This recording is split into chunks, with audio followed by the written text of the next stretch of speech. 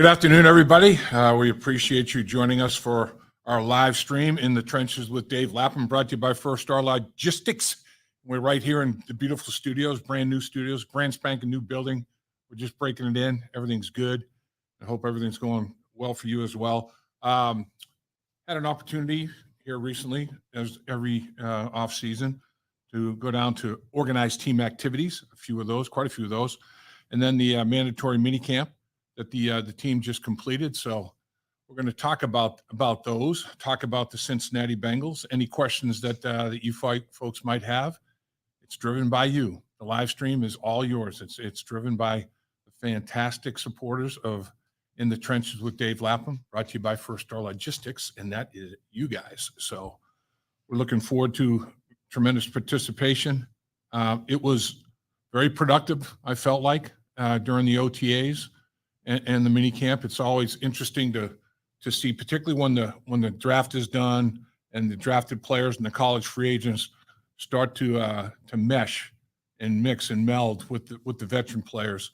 That's always an interesting dynamic. You got the young guys trying to unlearn terminology and relearn new terminology. That's an interesting factor. And then to watch the veteran players kind of supporting the younger players with the new techniques that they're trying to learn. Some of the veteran guys that have been around a while are almost like assistant coaches to the assistant coaches of those position groups. That's always an interesting thing. And the more that takes place, I think it's an indicator of how many leaders there are on the football team and how close the football team is, because guys are like, you know what? It's not about me. It's about us. You know, I want to help everybody get better, including myself. I want to get better, and I want to try to help everybody else get better. And that's how you move the needle. That's how the team improves as a whole. So with that said, they were off now. They got their break. They got their time to themselves and stay in shape and get ready for July 24th when it all starts for real. Training camp, pads in a couple of weeks, unpadded practices initially, but they throw the shoulder pads and helmets on. Then the rubber meets the road, Dave. It's hard to believe we're almost July. I know it. It's crazy. Before we know it, it'll be training camp and a new season. A lot of excitement. I mean, what was your biggest takeaway from mini camp? I thought that they drafted and even signed from a college free agent standpoint everybody that they brought into the fray and brought into the fold has a specific role in mind, or they have a specific role in mind for them. Not to say that role can't expand, but they needs that they had with DJ Reader, moving on, with Tyler Boyd moving on. They were very, very intentional in filling those needs in the draft and free agency or free agency. So I felt like they did a good job of that, and everybody that was out there running around doing their thing looked like they're going to be contributors. I mean, it, as always, and it is the National Football League. It's the highest level, so you're taking the cream of the college ranks, and everybody should belong.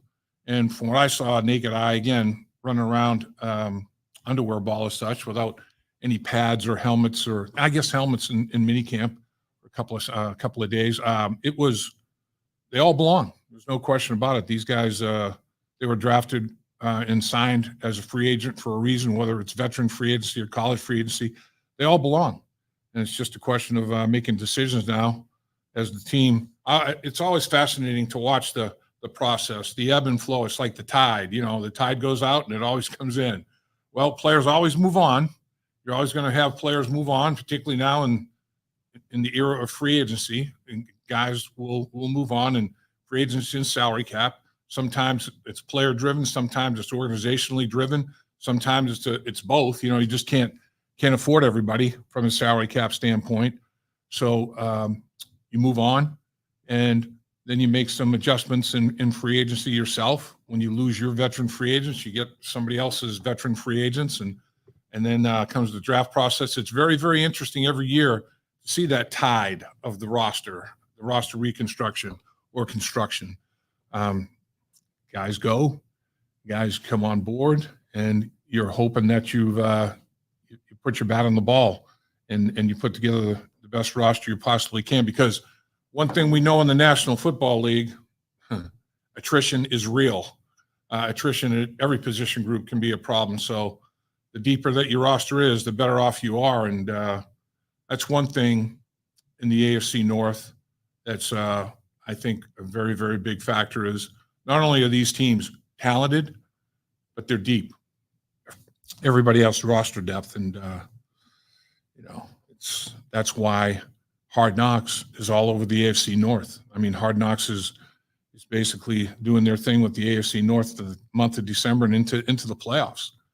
The AFC North was the first division since 1935 in the National Football League, 88 years, where every member of the division had a winning record. I mean, first one in modern football, that's for sure. But I mean, you got to go back to 1935 to have every team in your division with a winning record. That speaks volumes. And Hard Knocks is all about showing the entire world what the AFC North looks like and how competitive it is and how physical it is and how much talent there is. And that's where when December rolls around and you're trying to make the playoffs, you're trying to qualify for the playoffs, and then to get into the playoffs and advance in the playoffs, that's where roster depth becomes a big reality, because attrition can rear its ugly head down the stretch of the season, because it is a long grind. There's no question about that. Dave, one of our regulars, Yash, over in England, is joining us, but he says it's only going to be a short time because there's England, I'm guessing it's a soccer game, that other thing they call football. Yeah. Right. But also, Yash has something in common with you, Lap. So he's turning 26 years old on July 6th, but he said, my Celtics won a championship too. There's your in common one. Your birthday's coming up in a few days. Yeah. And your Celtics won a championship. And your birthday's today, Dave. Happy birthday to you. Thank you. And many more to come. Yeah, I've got mine in 4 days, the 24th. And yeah, it was an early birthday present from our entire family. I mean, we're all Celtics fans. We're originally from about 15 miles northeast of Boston. And my wife and I are from neighboring hometowns, and we grew up huge Celtics fans. I mean, from age 23 to 35, or I shouldn't say that. I should say 13 to 25. From age 13 to age 25, the Celtics won 11 championships in 13 years with Bill Russell there. That's when I was like, I hit a teenager at 13 to my mid-20s in that stretch. They win 11 championships in 13 years.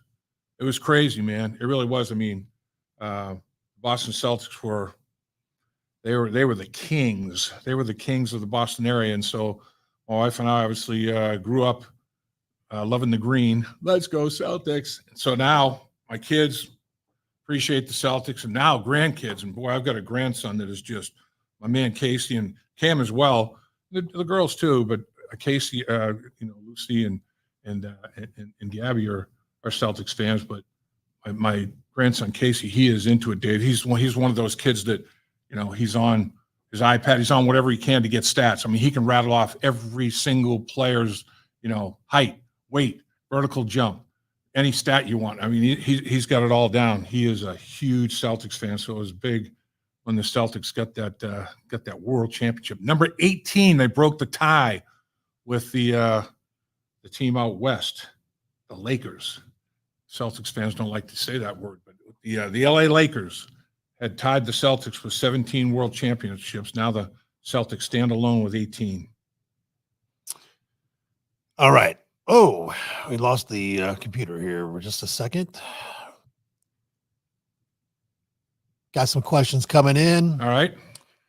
And let's go to Dan the Man. Lap, this month marks 10 years since Devin Still's daughter, Leah, was diagnosed with stage 4 cancer. By 2016, he said she was cancer-free. Do we know how they are doing? That's a good question. I guess, as far as my understanding is, she's doing very well. And as the old saying goes, no news is good news from that front. But that was incredible.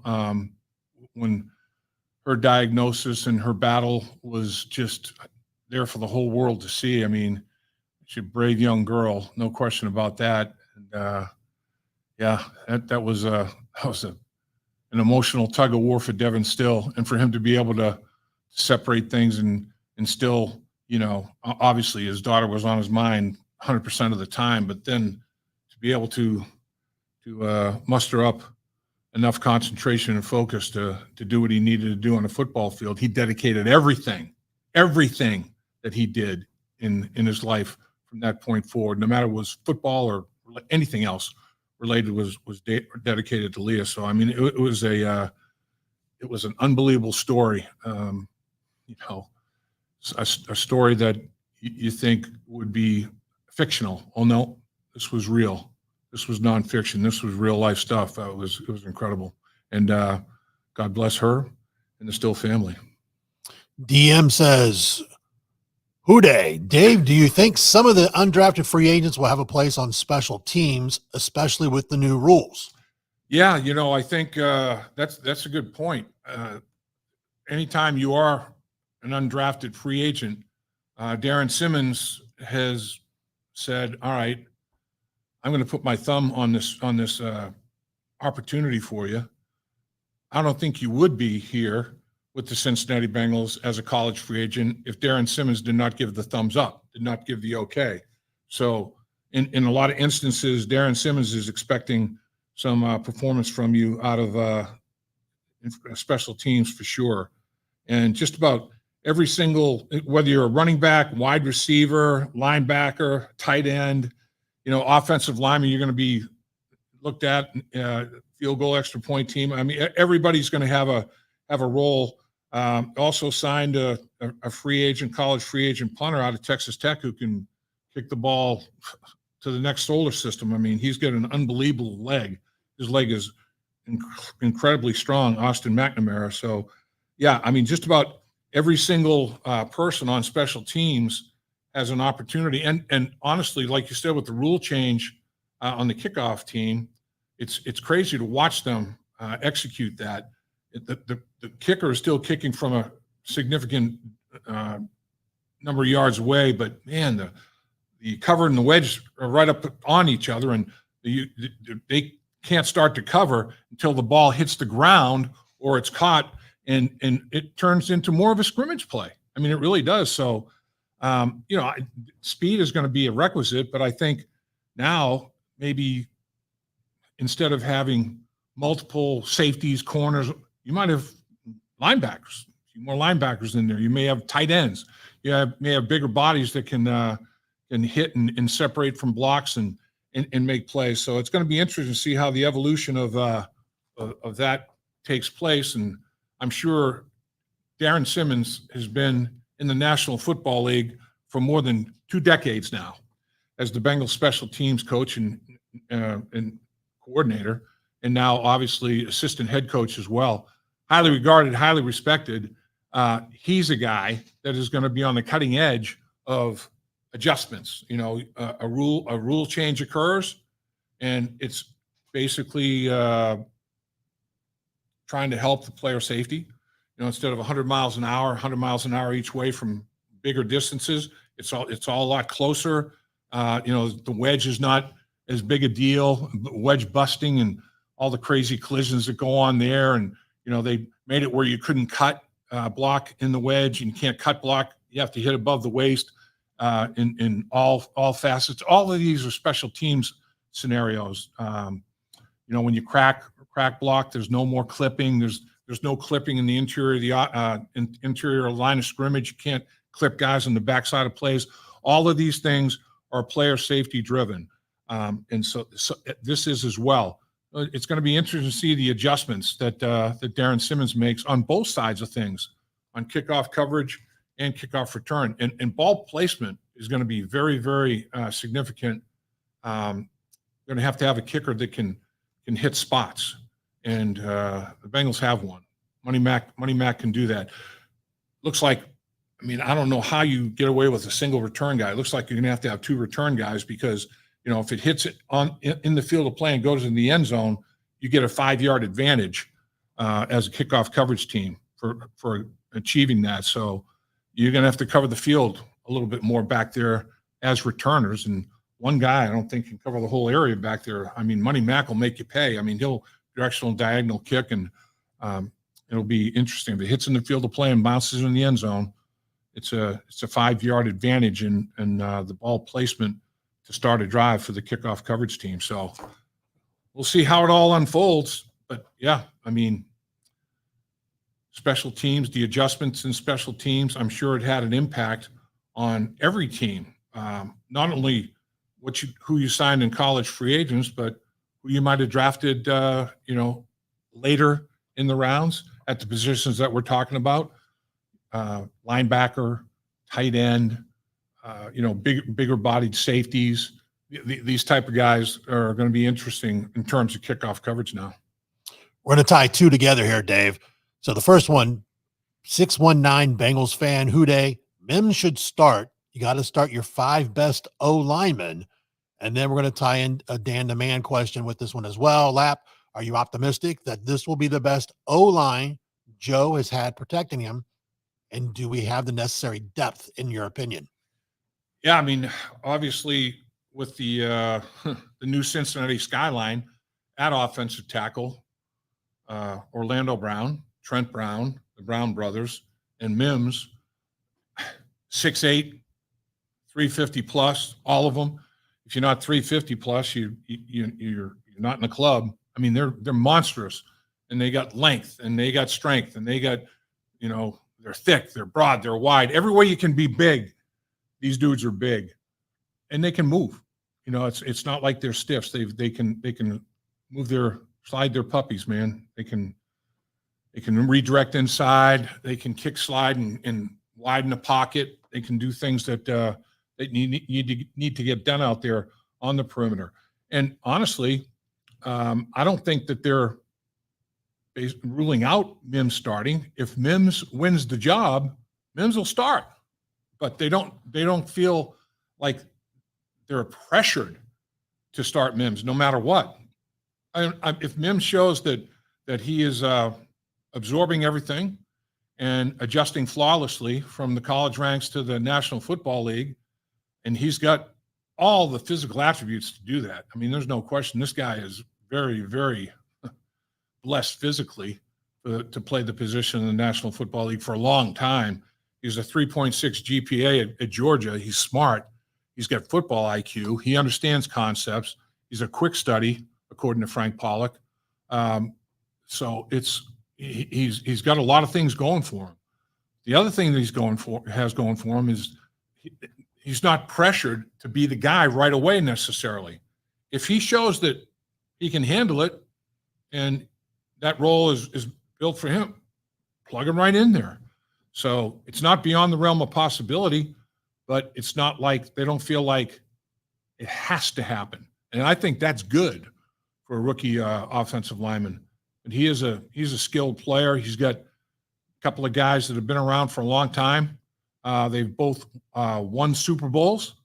They've both been to the Pro Bowl.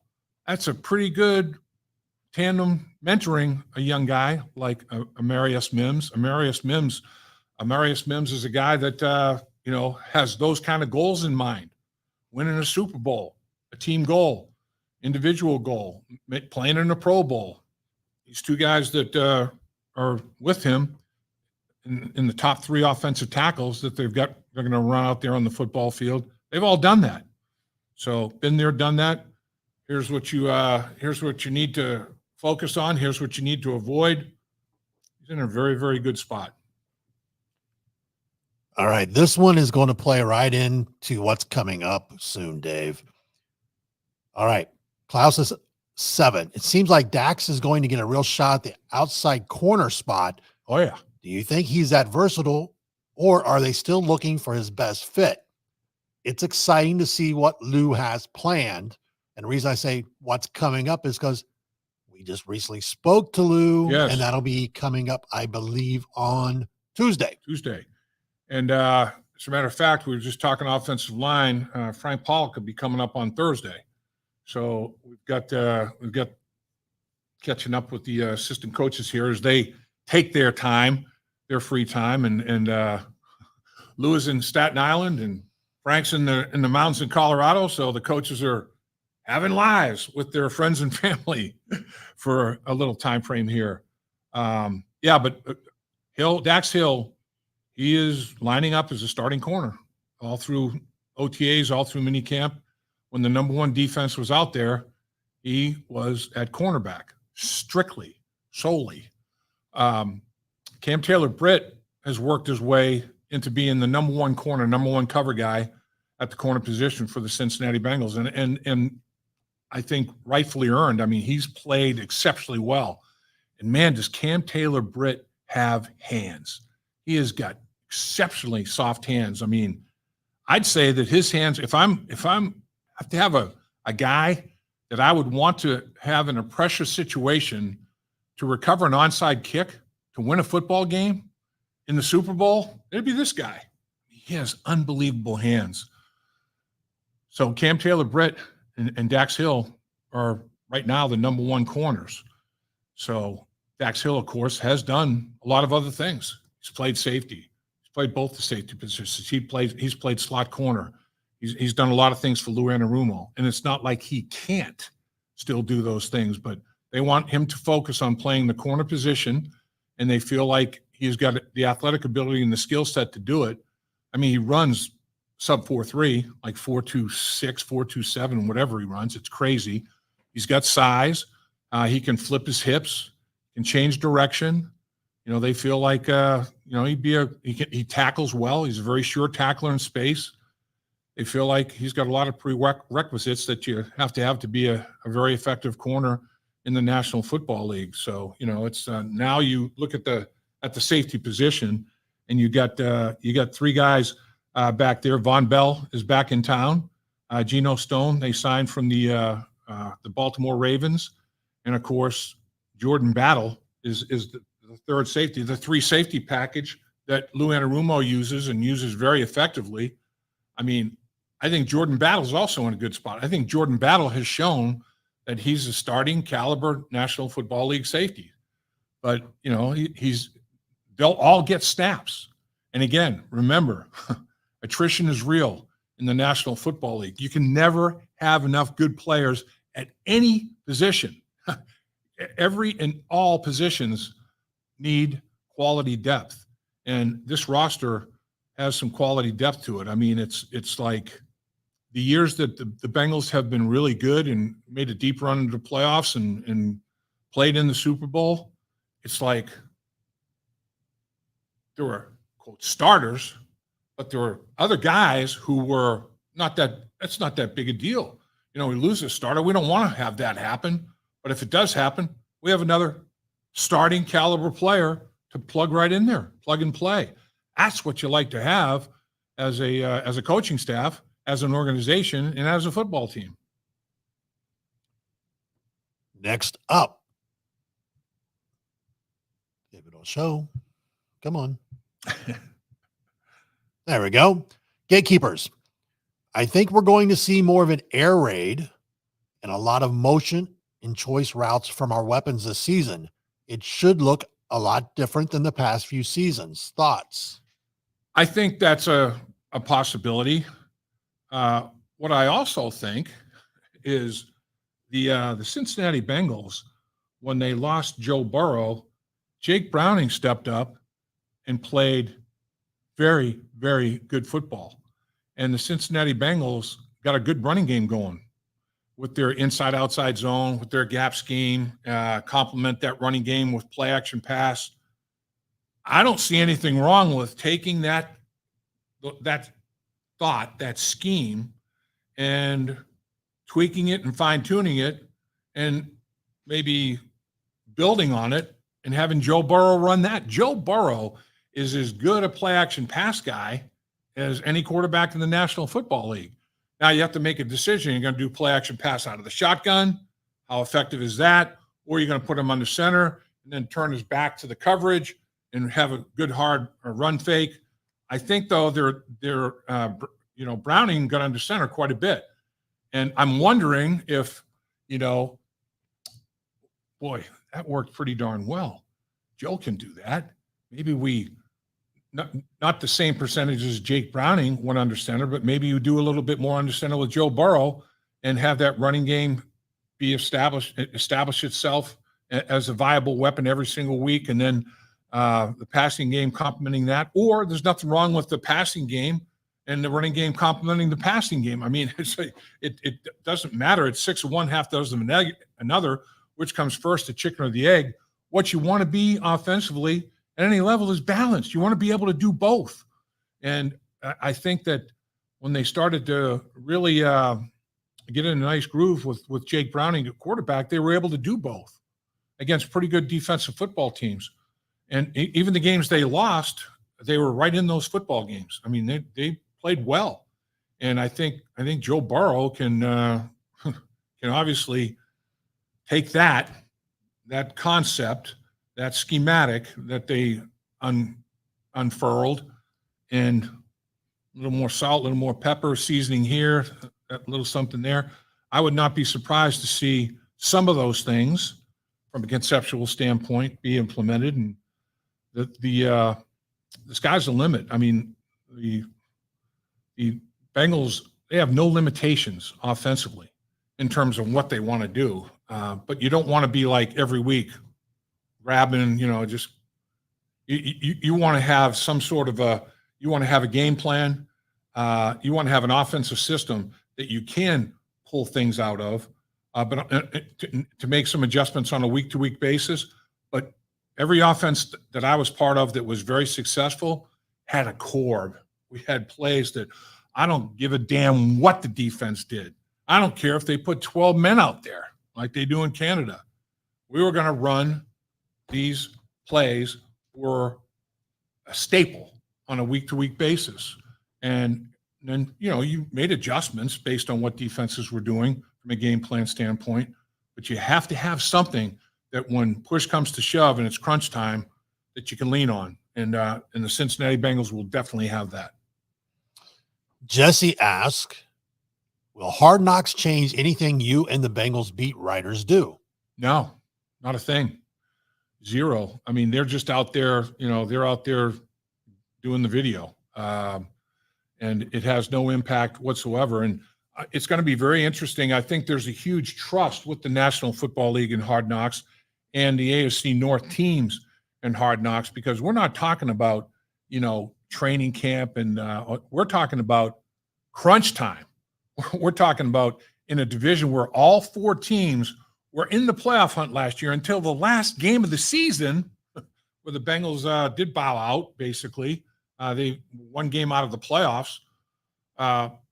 That's stuff that is very, very important on a weekly basis as you're installing your game plan in the classrooms and taking it out in the football field and repping it. So you're get repetition physically breeds comfort level.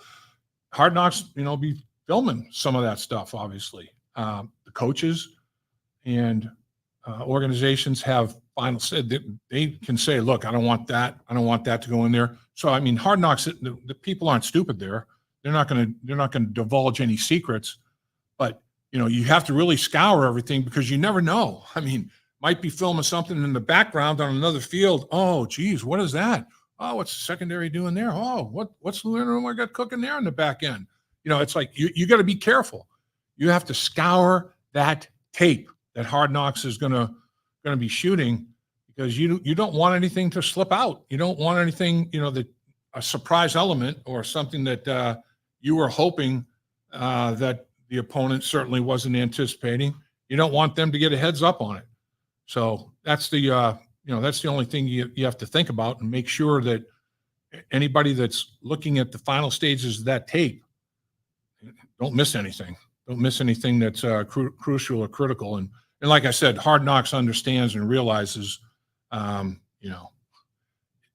have built up a trust and a relationship. Doing something like that would put a dagger in it, man. End it right away. So I think that they're looking at, everybody was in the hunt in this division. We anticipate everybody. It's the only division, the odds makers, It's the only division in the National Football League that every single team has, I think it's at least a 20% chance. It might even be as high as 25%. All 4 teams have that type of chance or better of making the playoffs. It's the only division in the National Football League to make that claim. A lot of other divisions, you have 2 teams on the bottom that, single digit, 9%, 3% to make the playoffs, 8%, 4% to make the playoffs. And then in the AFC North, everybody's a minimum of 20% or better to make the playoffs. So it speaks to the balance of what's going on in this division. That's why Hard Knocks is drooling right now with the opportunity. I think they're going to get big numbers. I think people are going to be very interested in how the AFC North pans out, because there are very, very good football teams that play a good quality and good brand of football. And there are stars, man. There are stars at the quarterback position and elsewhere. All 4 teams have great fan bases as well. No doubt. No question. And the other thing is, when you look at it, the geography is so tight. It's almost like your high school rival. It's like the neighboring town you play on Thanksgiving. It's that big rival. I mean, Cleveland. I mean, you can drive to Cleveland. You can drive to Baltimore. You can drive everywhere. You don't even have to fly to the competitive cities in the AFC North, and I think that's a factor as well. It's tight from a geographical standpoint, and it is competitive. John asked, any of the 2nd or 3rd year players that you think will make a big jump in performance this season? That's a big question, because 2nd and 3rd year, especially 3rd year guys, this is your future. Yeah. Well, a guy that I'm looking to make a jump. I'll start with the offensive line. Volson is in that category. It's 3rd year for Cordell Volson, and he's had up and down moments, and he is a physically talented dude, and he's smart, and he doesn't make assignment errors. He's just has to realize. I mean, he's very aggressive by nature, and sometimes that aggression gets used against him by defensive linemen. If he can just make sure that don't overcommit. You don't have to do that. You don't have to deliver that first blow. You can be the counter. You can be the counter punch, and he's going to be an interesting to watch. I think he's going to have a big year. You look, that guy up front is big. Defensively, there are a lot of veteran guys on the football team. I mean, there's Cam Taylor-Britt is still a young corner. I think still making a name for himself. He could stamp his name big time into the National Football League. We talked about safety Jordan Battle. It's like there's nothing right. Lou Anarumo, if anyone believes in this, Lou Anarumo believes in this. If Jordan Battle is giving him extraordinary snap after extraordinary snap, even though maybe some of these veteran players have a little bit more experience and have been in the heat of the battle a little bit more and made adjustments in that heat of the battle a little bit more. If he's showing he can do it and he's playing at a high level, these snaps, when you got 3 guys that can play 2 positions, that are 3 guys that you have to put out there at 2 positions, and a couple of them can play both of those positions. Now it's a competition, man, and competition breeds excellence of performance. So, he's in that kind of a scenario, as is Dax Hill on the back end. I mean, Dax Hill making the position change from safety to corner this is a big year for him. So I think those are some of the guys. I think, obviously on the back end, we get more than one. And I'm interested in seeing Josivash. I think Josivash is another guy offensively that this year could be a big year for Josivash. I think he's totally comfortable with everything. He's really worked extremely hard in the offseason. He has gotten bigger and stronger, and he's always had speed. I mean, he's an intriguing guy to watch. Charlie Jones, are you going to make another step, Charlie Jones? I mean, you're doing a great job in the return game. What about, at that receiver position with Tyler Boyd, moving on? There's a lot of slot snaps to be had there. So, these aren't rookies, but these are guys that we're talking about into that second and third year. What are you going to do? What's going to happen? I'm very intrigued to see what Chase Brown does. Still a young running back. Zach Moss, he doesn't have a lot of years on him either. I mean, they've got and Travion Williams as well. The running back room. They're all kind of in that category of who's capable of making a jump. All of them are. Who's the one that's going to make a jump? We'll see. See how the season unfolds. I mean, that's the thing. They've got players that have shown they can play, and it's not like they're tapped out. I mean, there's still room for development, room for growth. And Joe Burrow will tell you, I'm not done. I've got room to grow. Everybody has room to grow. And a lot of these guys are at a high level, but still have a little bit room to. Now they separated themselves from their floor. They're closing in on their ceiling, but they haven't topped out. They're not done. Some of these guys are about half, here's the floor of their career. They're maybe halfway there. So it's going to be interesting to see who does develop, who does step up, who does the light come on in a different way. And they start performing, and the coaches are like, we got to do more with this guy. Man, look at all this guy. We got to do more with him. He's earned the opportunity to have his role expanded. You're having a really good year when coaches are in the meeting room talking about how we're going to get this guy incorporated into our offense. Man, I mean, look what he can do. How are we going to do it? Who are we going to take snaps from? Everybody deserves snaps. That's a great problem to have, man.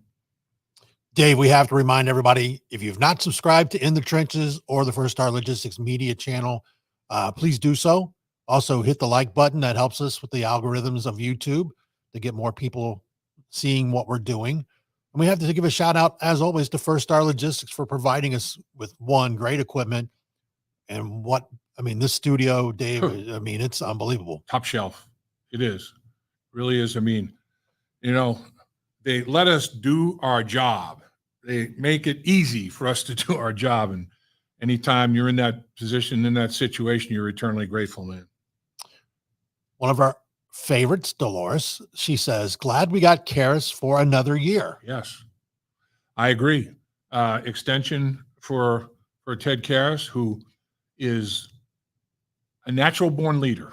I mean, the guy is a leader of men. There's no question about it. And he's a solid, sound, scrappy football player, man. I mean, he's going to give you everything he's got every single snap. And that's part of his leadership. He empties the tank every single snap, both physically and mentally. He's not, I got to save something for the second half. I got to save something for the fourth quarter. Ted's putting it out there, man.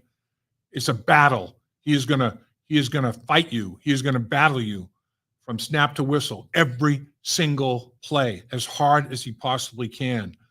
Incredibly intelligent, gets everybody doing what they're supposed to do schematically, assignment-wise. Not just him, but the entire offensive line. He's one of those guys that could diagram everybody's assignments every single play. Not only the offensive line, but skilled position players probably as well. I could definitely envision him being an outstanding coach if he decides to go that route when he finishes playing. But a wise move to get Ted Karras signed for an additional year. And again, a guy that has played in the Super Bowl, won the Super Bowl.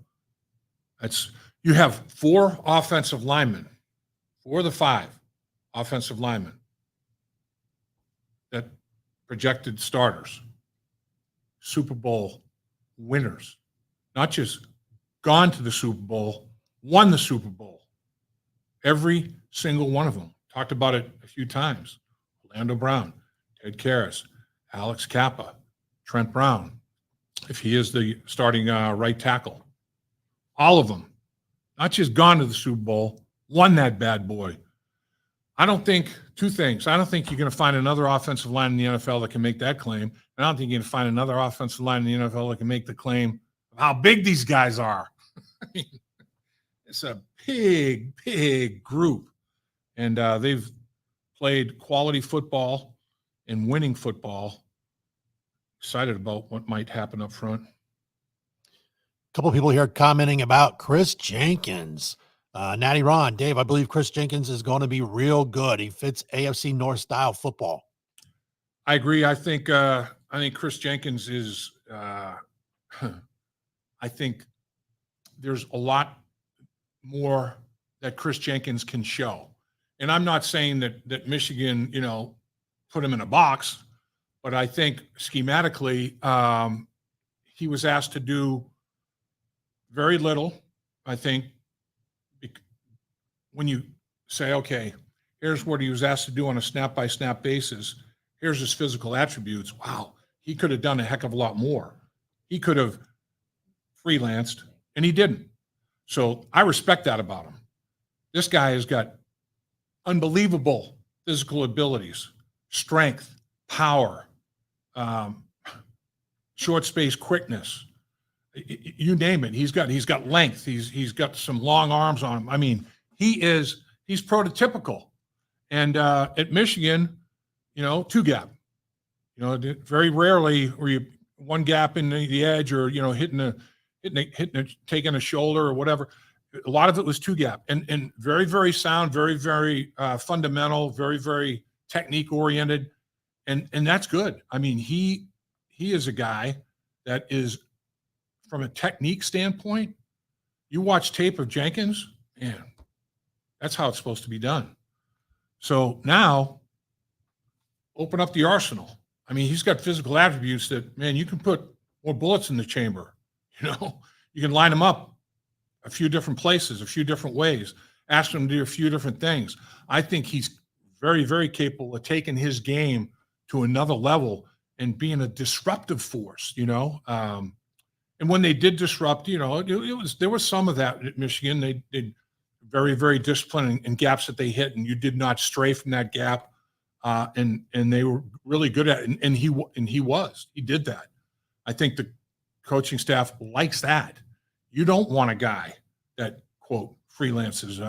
You don't want him. Oh, I know I'm supposed to stay in this gap between the center and the guard, but I know they're running a sweep over there, and I know they're going to run off tackle over there, so I'm going to cheat, and I'm going to try to make a play for me. I'm going to penetrate on the backside and try to throw it for a loss. Well, all of a sudden you get cut off, you're out of your gap, cut back, touchdown from 45 yards out or something. And that is one thing that defensively the Cincinnati Bengals have to do better this year than last year is explosives, and it was both passing game and running game. So having athletic, but yet still disciplined, but athletic defensive linemen up front, it's going to help that big time. Dave Dolores, I think, is flirting with you. She wants to know, she thinks she lost weight. She thinks I did? Yeah. I have trimmed down a little bit, Dolores. Thank you. I appreciate it. Yeah, I have. There's a lot of tonnage there to drop, and I've dropped some. Yep. Thank you, Dolores. I appreciate that. Robert has, he's basically in agreement with all Bengals fans. One, the fact you're coming up on 50 years as a Bengal. Yeah, just finished number 48, 10 as a player, 38 in the booth, 39 coming up. So 49th year coming up this season. A lot of people wanting you in that Ring of Honor. I appreciate that. Everybody's very kind. That would be a super humbling honor, to say the least. But I can tell you that there are so many guys, so many guys that belong in that Ring of Honor. There's a lot of catching up to do, man. Had a lot of great players in the over half a century of play here with the Cincinnati Bengals, and there's so many of them, a big number of them, that deserve the distinction of being in the Ring of Honor. There's no question. Natty Ron says, could this O-line be like the 88 Bengals line? I think we feel like the 81 offensive line that went to the Super Bowl the 88 offensive line that went to the Super Bowl. The Super Bowl offensive line in Super Bowl 54 was an interesting one. I mean, that one probably was the biggest overachiever of the offensive lines. But we felt like in 81, with the Mexican connection with Max Montoya and Anthony Munoz, we felt like, man, we had a good offensive line. And the numbers prove that. 88 offensive line, again, common denominator, common theme. And both of those Super Bowl offensive lines, the Mexican connection, Anthony Munoz, Max Montoya, different surrounding supporting casts with those guys. But those two blocks of granite. And again, this group has had some success. They've won every player on that offensive line has won a Super Bowl with other teams. Obviously, the Bengals haven't won one yet. They've been to 3. So you're four out of your starting 5, potentially 4 out of your 5 starters in the offensive line have not only gone but won a Super Bowl. Yeah, if this group plays together, and I think that's what separated the 81 and 88 offensive lines. The other common denominator, not only the Mexican connection, the M&M, but the other M, Jim McNally, the 3 M's, Munoz, Montoya. Jim McNally was the offensive line coach for both of those offensive lines in 81 and 88.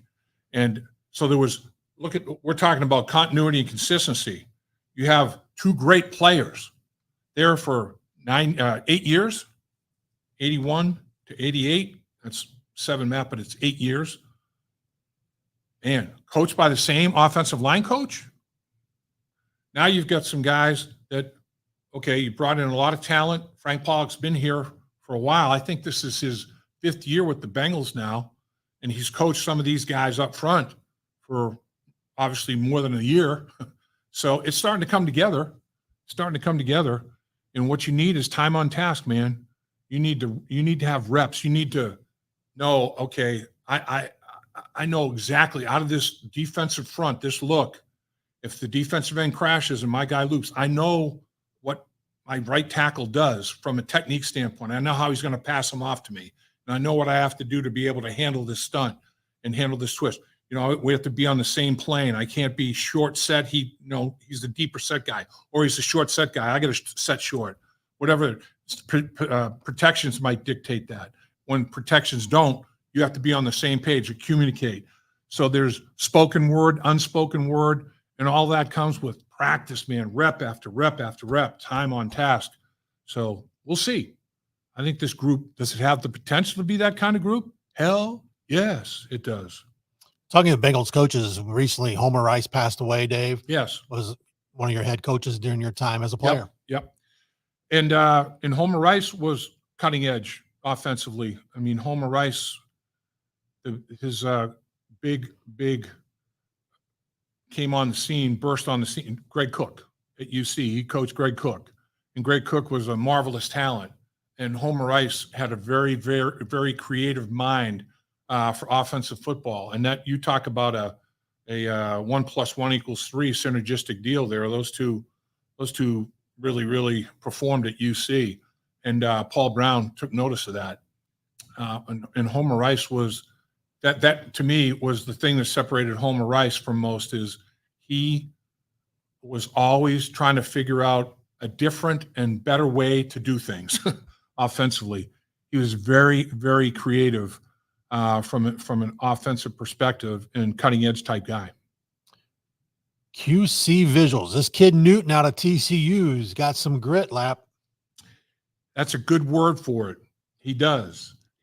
I mean, the coaches are very, very, very, very high on him. They feel like he was the fifth round pick, 149th pick in the draft. The Bengals had him rated no lower than late 3rd round, and they were able to get him in the 5th. That's pretty impressive. But he's got instincts. He's competitive as heck. He's very, very physical.